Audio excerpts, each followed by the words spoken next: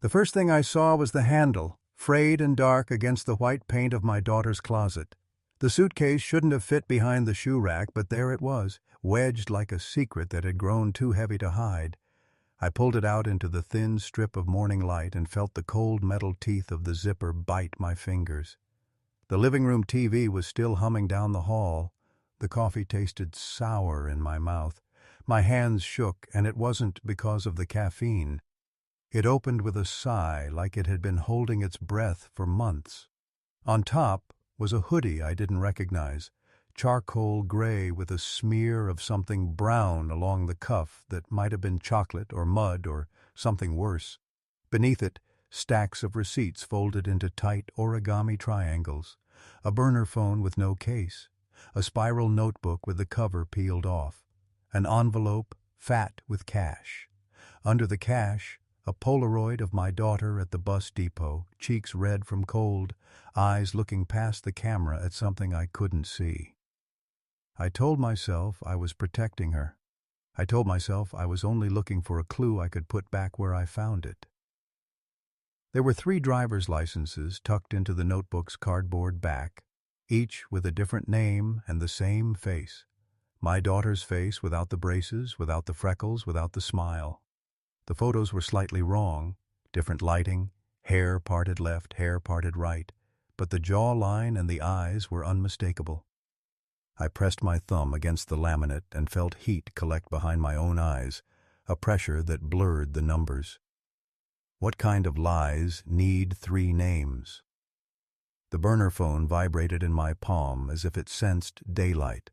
The screen crawled with messages from unsaved numbers. Be there by 3, no mistakes this time, use the blue bag, don't call me. One stood out in plain English, the kind you can't misread. You don't have to do this alone. I heard the front door open and close. A neighbor's dog barked. The house settled. My daughter, Lily, would be home in an hour, maybe less.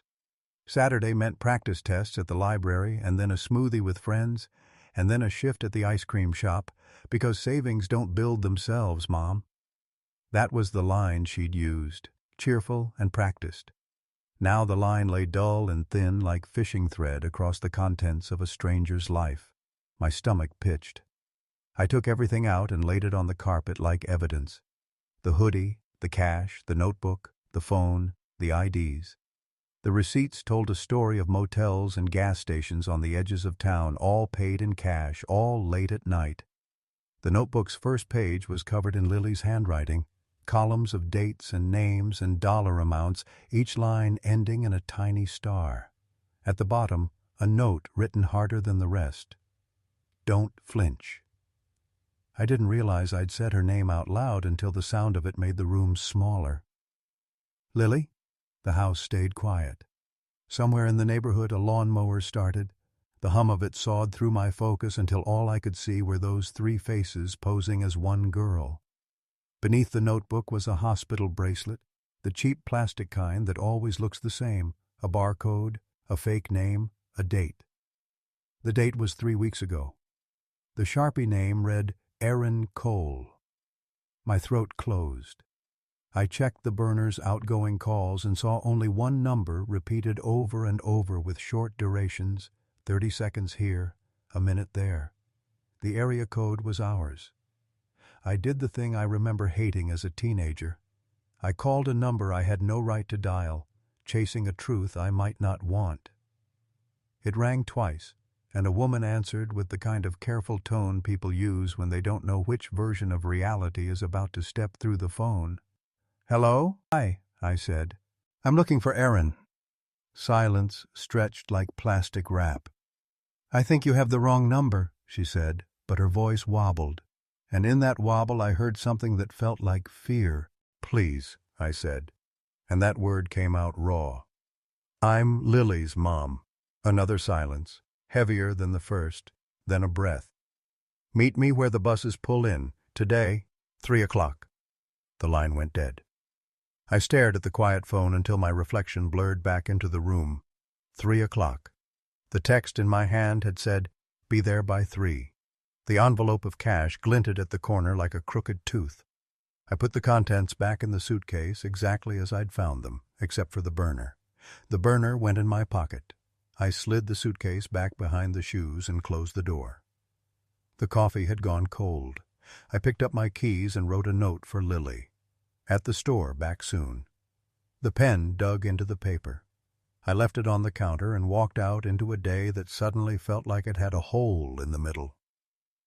The bus depot always smells like diesel and old gum.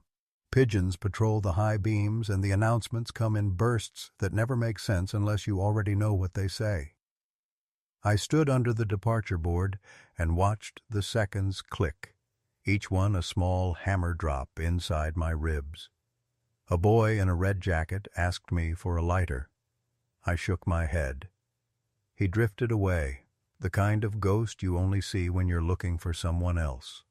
At 2:59 a.m. in my memory, and 2:59 p.m. on the clock overhead, a woman in a navy hoodie walked up and said my name like a question.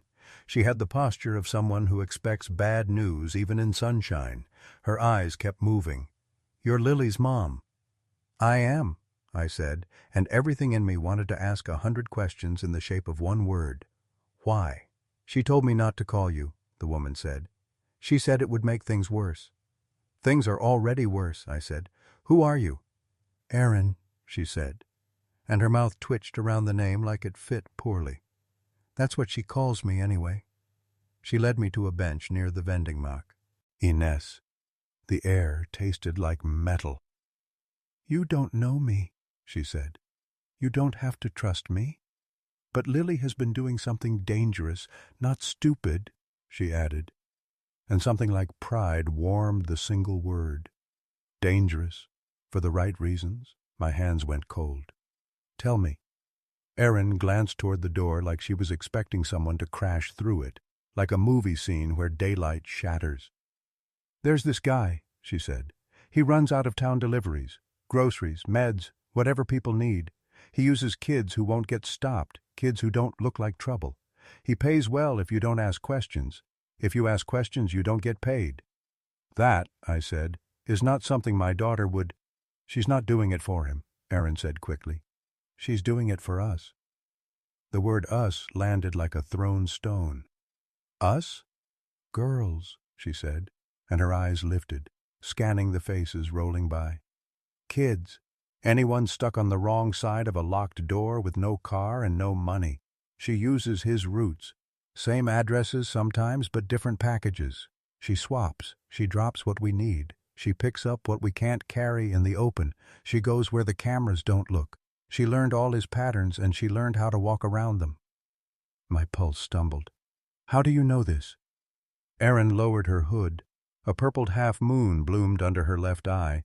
It wasn't fresh, but it wasn't old either. There were white lines on her knuckles like a map. "Lily helped me get out," she said. 3 weeks ago. That hospital bracelet? She waited with me in the ER until someone could see me. She used another name because she didn't want my husband to find me there. She bought me a bus ticket with cash and wrote out instructions like I was going to a foreign country. Eat, then sleep. Sit near the driver. Don't go outside when the bus stops unless you have to. She made me promise to call Whoopee. And I got to my cousin's place in Amarillo. A memory flickered. Lily slipping into the house after midnight. The quick kiss on my cheek. The smell of cold air and peppermint. "You're sure it was my daughter?" "I'm sure," Erin said. "She kept saying she had a good mom. She kept telling me you'd be mad, and she kept doing it anyway." The air thinned.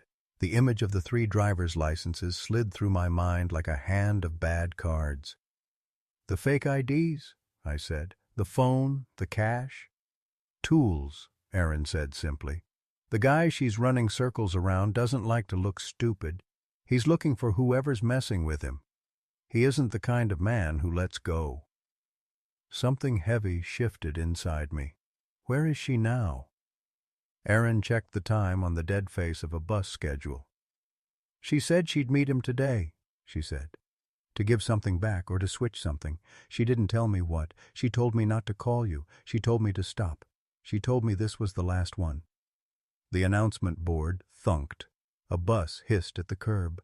The world kept moving like none of it belonged to us. "Where?" I asked again, and this time the word came out sharp enough to cut. Erin looked at the floor.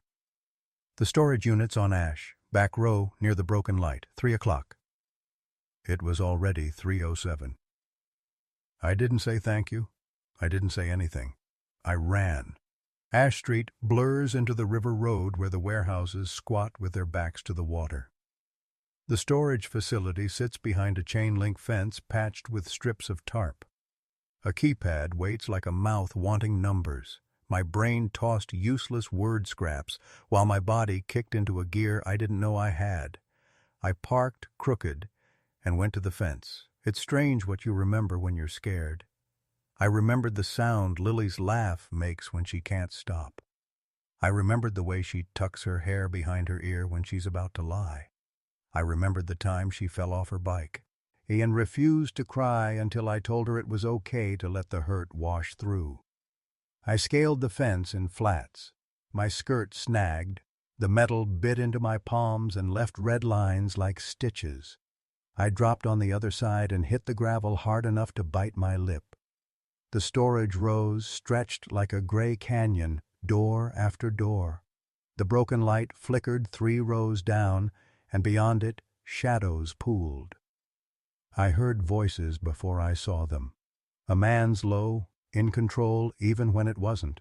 A girl's, level and steady, my daughter's voice, except she was trying on a version of calm I had never heard. "You're late," he said. "Traffic," she said, and the word knocked something out of my lungs because she had said that to me too, to cover holes in her day. Now I knew which holes. I edged along the units, keeping to the sliver of shade. At the corner I saw them, a tall man with a clean jacket and dirty shoes, and Lily facing him, hands in the pocket of that gray hoodie, the one I'd touched without understanding. It fit her too big. She had a blue duffel at her feet. "You think you're clever," the man said. His voice had a smile in it, a smile that didn't reach his eyes. "Boxes go missing. Addresses get swapped. My people wait and nothing arrives. And then I find little gifts in places I'd never send them. Funny, right?" Her chin lifted a fraction. "You misheard your own directions," she said softly.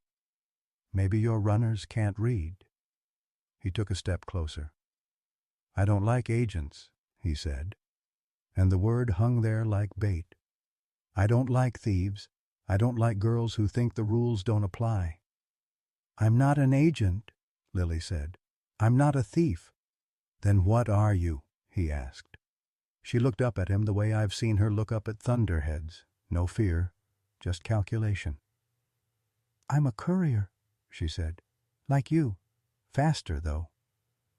Something in him flinched, something smart, enough to recognize what he couldn't control. "What's in the bag?" "What you lost," she said. "What I didn't want. Take it, and you stop looking for Aaron." There it was, the name like a match. The man's eyes narrowed. "I should open it," he said. "Or you can leave without insulting me," she said. "You can try being a gentleman." He laughed. He didn't sound amused. He moved like the laugh was cover. He turned slightly, and his fingers twitched near his pocket where the coat bunched. For a second I couldn't breathe because I didn't know what he'd pull out. Keys, a phone, something that could end this in a way that couldn't be undone. My body acted without asking. I stepped out with my phone in my hand like it was a weapon. "Lily," I said, and her head snapped so fast her hair whipped, and in her eyes were 100 things she'd planned to say and 100 more she never would. "Mom," she said, and the word broke. "You can't." The man turned. His smile found me. "Oh," he said, "a family business." "Walk away," I heard myself say, and it sounded like someone else was speaking through me. "Take what's yours and walk away." He cocked his head. "You think this is mine," he said. "You think I'm the problem." "I think you're in my way," I said, and the truth of that surprised me. He nodded toward the duffel. "Open it." Lily didn't move. "Open it," he repeated, and something like boredom edged the order, as if he was tired of playing. Lily knelt and unzipped the bag. I saw packages inside, tightly wrapped, all edges and tape, like someone had taught her careful hands. I couldn't tell what they were and didn't want to know. She reached in and pulled out another bag from underneath, a smaller one the color of a robin's egg, cheap nylon with a knotty zipper. She held it up. "This was yours," she said. But her eyes were on me, and I read the message in them like I used to read her drawings on the fridge. "Not this one. Not that way." The man smiled and reached. She let go. The bag swung in his hand, and I saw the weight of it change his wrist, the tiny drop before he caught it tighter. He didn't notice the ribbon of fishing line that trailed from the zipper pull to the side of the duffel. I did. I didn't understand it, but I saw it. I saw Lily's fingers on the line, and then I saw her go still. He yanked the zipper, and the little bag opened like a mouth. Red powder bloomed up in his face, sharp, furious, immediate. He stumbled back with a shout that turned to a cough, that turned to a sound that wasn't a word. The wind picked up and carried the dust. It smelled like peppers and heat and the inside of a kitchen when someone isn't careful. He dropped the bag and pressed his sleeve to his eyes, but too late, too late. And for a second, all the careful lines he'd drawn around himself fell apart. "Run!" Lily said. We ran. Gravel sprayed. My palm bled in a thin line across my lifeline, and that seemed like a joke I didn't get yet. We cut between the units and hit the fence where my skirt was still snagged like a flag telling on me. Lily boosted me up without a sound. I dropped on the other side and turned, and for a fragment of a second I saw the girl version of her I remembered, the skinned knee, the chipped tooth, the way she'd grin through it. Then she climbed, and we were both on the sidewalk, and the air felt new. Behind us, the man was swearing in a voice that sounded like somebody else's problem. I wanted to keep it that way. Lily grabbed my keys, and we dove into the car, and the engine caught like it wanted this as badly as we did. We took the first right, then the second, then merged into Saturday traffic like we were just another mother and daughter doing errands before dinner. We didn't speak until we hit the river. It flickered silver between the trees. My hands forgot how to be still. "I told myself I was being brave," Lily said, "but really I was being stupid. Those are cousin." "Course," I said, and my laugh sounded wrong, too bright, too sharp. "I couldn't tell you," she said. "It would have scared you." "It did," I said. "It did anyway." We drove until our neighborhood crept back into view, the familiar houses with their familiar porches like a storybook you return to because you know the ending. I parked in front of our house and left the engine running because stopping felt too much like faith. "I didn't want you to think I was like him," she said. And I knew she meant the man at the storage units and also someone else, maybe the father across town she pretends not to remember, the one who turned leaving into a door that never closed. "I don't," I said, and the words came out stable. "I think you're like you, which is scarier." She laughed brokenly. "There's more," she said, and I believed her because there is always more. She told me then, halting, picking her way through the facts like they were glass. The burner phone wasn't just for drop-offs. It was a hotline of sorts she'd stitched together through friends and friends of friends, a whisper chain of addresses where the locks turned the wrong direction. She knew the man's roots because he used predictable days and predictable kids. She'd mapped them, timed them, then reversed them like mirror writing. The Polaroid at the depot was her insurance policy, a time stamp in case she vanished. The cash was pooled and accounted for.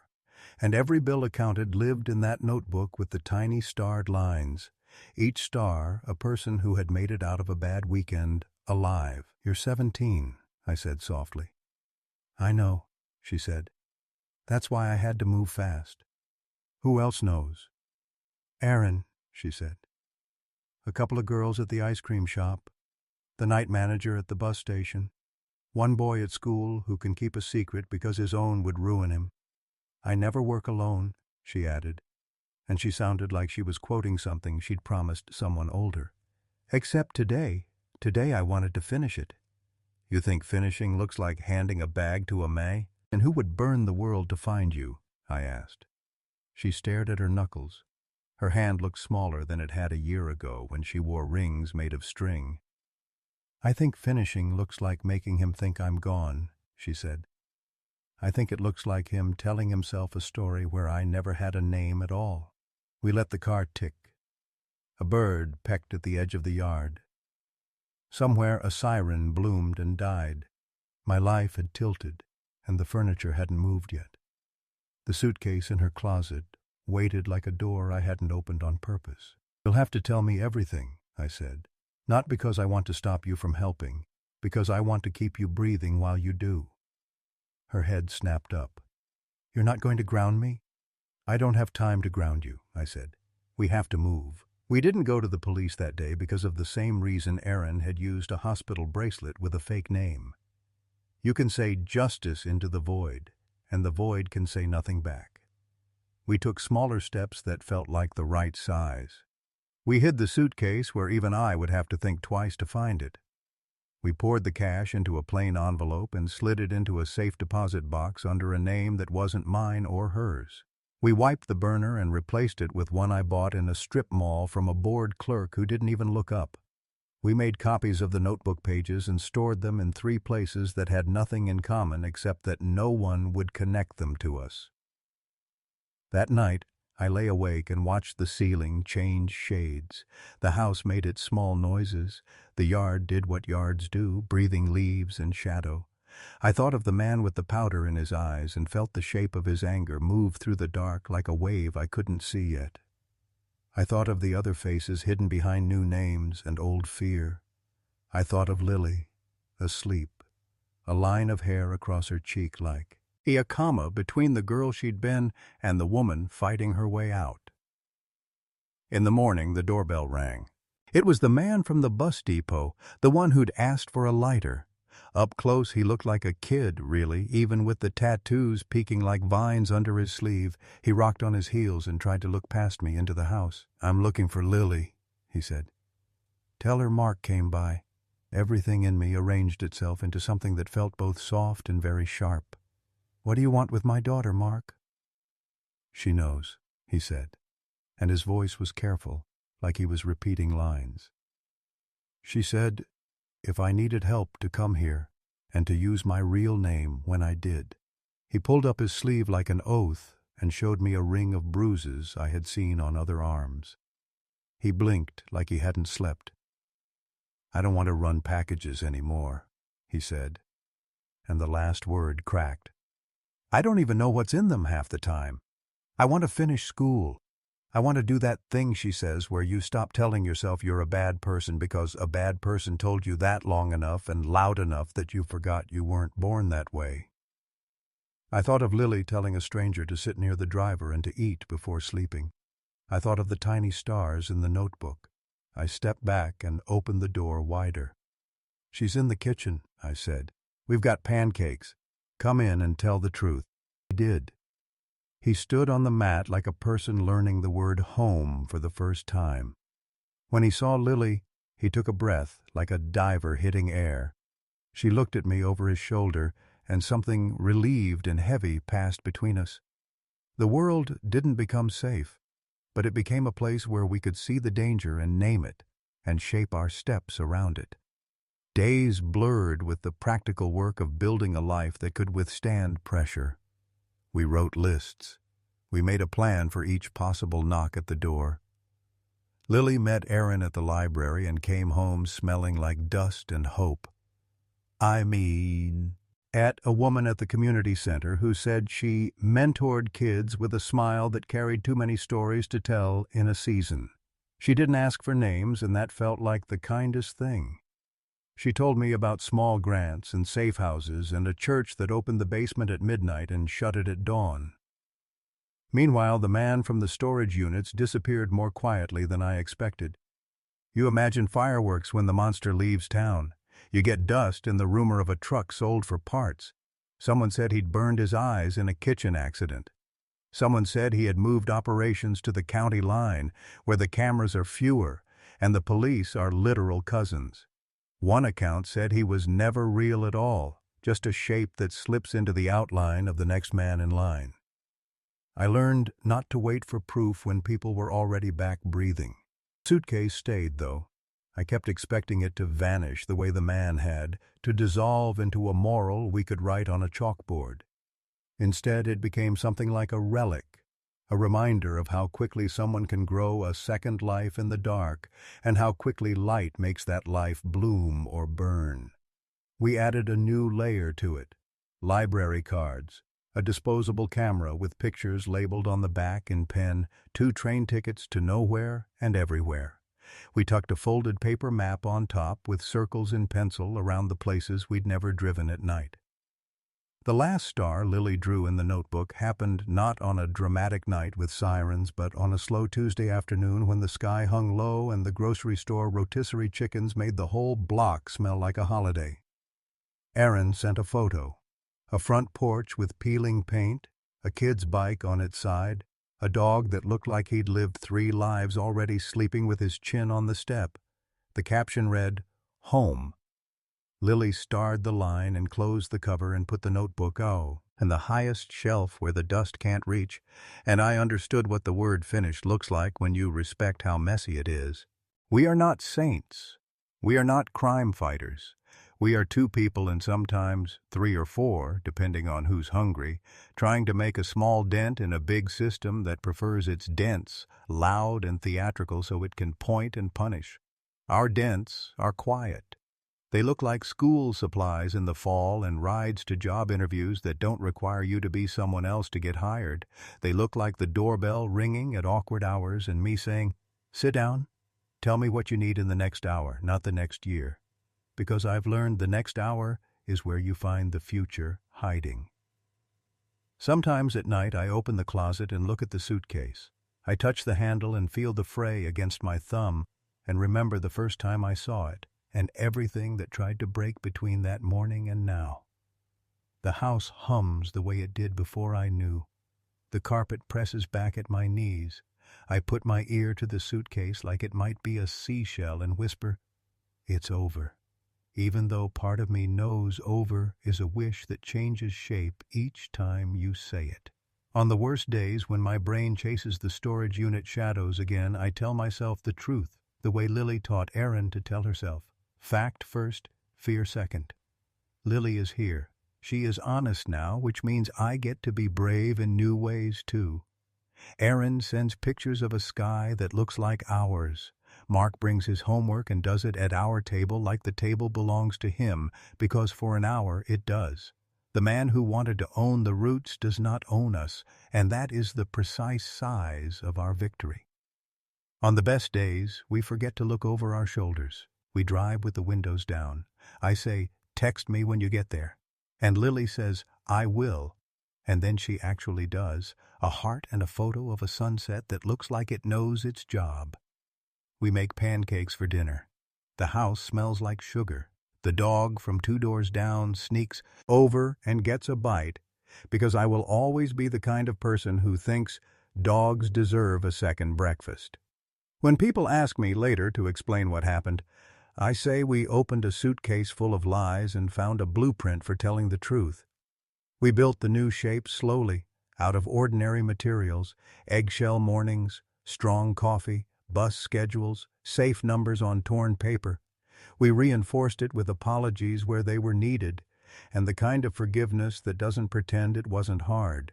And in the center of it, we put a girl who knew the difference between breaking rules and breaking people, and chose the scarier path even when the grown-ups around her were asleep. I still check the closet sometimes.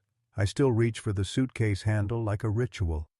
I hold the weight of it in my hands, and then I put it back, lighter each time, and walk out into a day that no longer has a hole in the middle. Another true-life twist. Watch the next story.